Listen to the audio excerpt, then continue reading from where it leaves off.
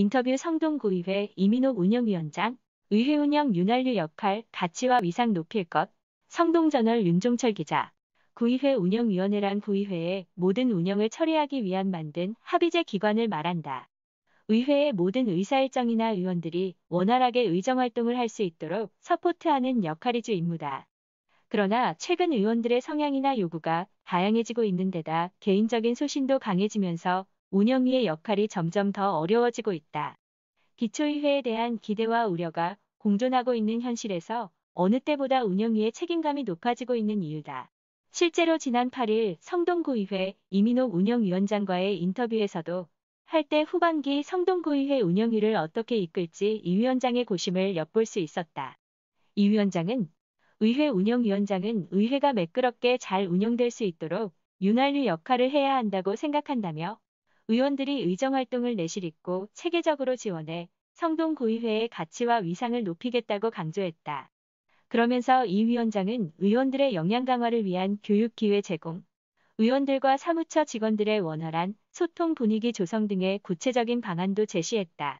이 위원장은 8대 의원들의 성향이나 요구 등을 긍정적으로 잘 받아들여서 초석을 다져놓을 생각이다며 앞으로 9대와 10대 의회도 이 같은 기반 위에서 의정활동을 제대로 펼칠 수 있도록 토대와 기반을 마련하겠다고 포부를 밝히기도 했다. 8대 후반기 운영위원장에 선출됐다. 각오는 성동구의회에는 3개의 상임위가 있다.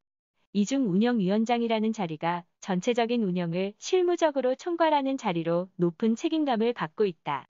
더욱이 최근에는 여러 가지 상황들이 변해가고 있고 기초의회에 대한 우려와 함께 기대도 많다.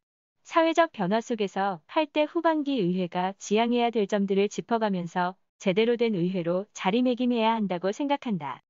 이를 위해 그런 부분들을 잘 조율하고 집행부와 의회의 가교 역할, 의원들과 사무처 직원들과 소통과 화합할 수 있는 분위기를 조성해 초석을 다져놓을 생각이다. 성동구의회의 가치와 위상을 높일 수 있는 토대와 기반을 마련하겠다. 2020년 하반기 의회 운영계획은 남은 하반기 일정에서 가장 중요한 것은 정례회다. 정례회에서 중요한 것은 내년도 예산이다.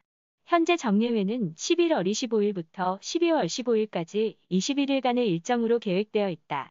정례회에서는 구의 전체적인 살림을 꼼꼼히 살펴보고 성동구민 모두에게 골고루 혜택이 돌아갈 수 있도록 집행부 주요 사업에 대한 심의 과정을 통해 합리적으로 예산을 증액하거나 삭감하게 된다.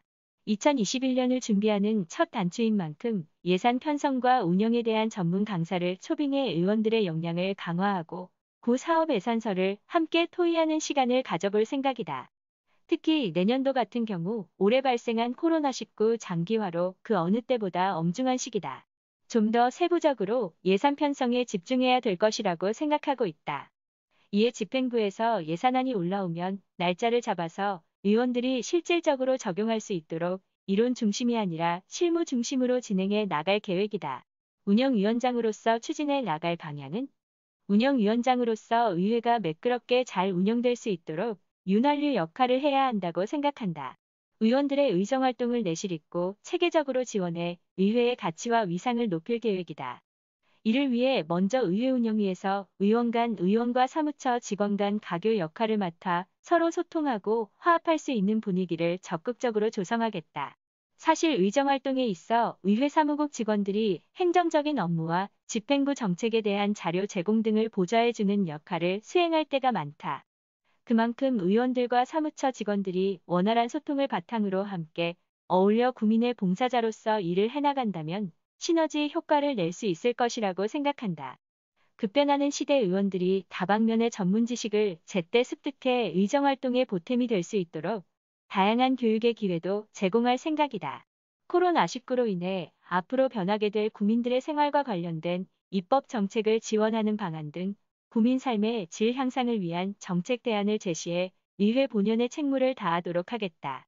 비례대표 구의원으로서 관심을 갖고 있는 현안은 비례대표 구의원으로서 지역의 장애인 문제나 주거 환경 등에 대한 고민을 많이 하고 있다.